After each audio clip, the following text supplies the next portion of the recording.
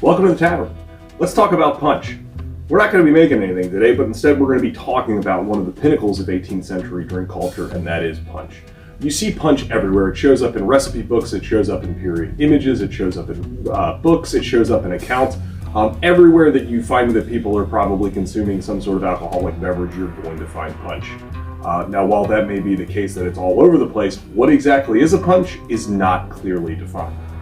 There are all sorts of recipes and accounts of this stuff, as I've said, but they all seem to vary. But what remains constant among them is that there tend to be four most common ingredients, and those are liquor, water, sugar, and fruit juice.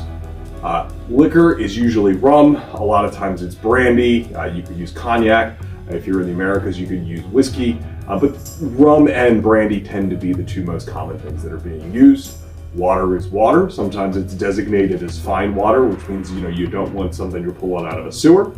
The next thing you're going to find is sugar, which are those cones you're seeing. That's what you're most likely finding in the 18th century, or something a little bit less refined that you may have to then strain as you're making your recipe. And the last thing is fruit juice. Most commonly, it's some sort of citrus. Lemon shows up most common. I would say followed second by orange, and then finally lime. So those are the most four common ingredients. You will find other things in there occasionally. You'll find red wine, you'll find white wine, you may find some sort of fortified wine. But for the most part, rum or brandy, water, sugar, fruit juice, citrus again, and sugar. That's about it. Punch is being served either communally out of a large bowl such as this one that you may see. It may also be in small bowls that are personal size, or you'll find recipes even where they're saying to make the punch and then bottle it so that way you can serve it later. If you're doing something communally, you may serve it using a punch ladle like the one you see here. This is an original. It has a George III shilling inside of it, but these are being used to serve. There's even some really fun ones that use a coconut shell as the serving label. But no matter how you are serving the punch, it is that most common drink, as I said. So as you're thinking about serving punches, you may find that there are tons of recipes out there that you want to try. There are things such as like Fish House Punch, Martha Washington's Punch, there's Ben Franklin's Milk Punch. But one of the questions I wanted to answer with this is, what makes a common 18th century punch? What is the ratio? What's the stuff? As you've probably heard me say before in this channel is a remarkable amount of math. There is probably more math than anything else involved in actual mixology or brewing cocktails or anything like that. So I found as many punch recipes and as many records as I could find to talk about stuff. And I did a lot of statistics. Tell your kids, it comes in handy, if not practically, at least for something done like this.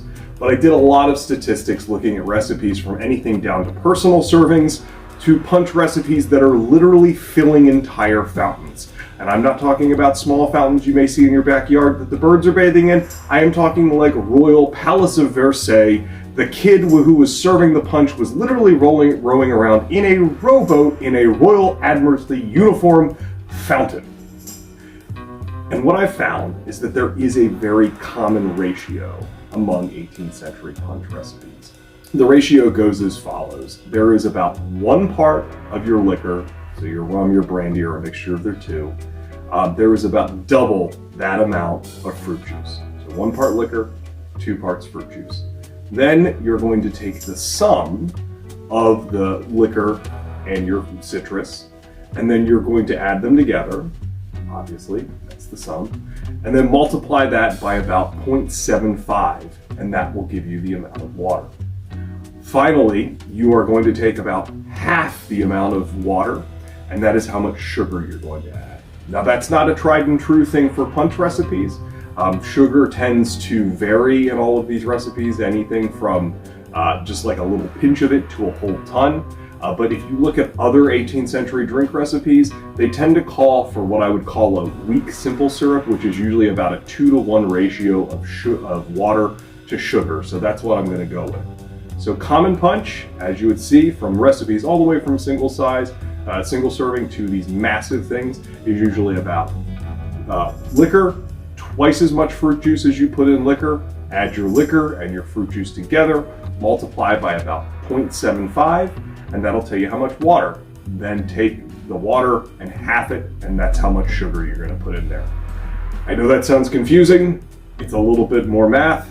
You can do it. I trust you. It's not that difficult. But as you see me making punch recipes and as you're experimenting yourself, keep those ratios in mind, and you'll come up with a punch recipe about 9 times out of 10 that's pretty decent.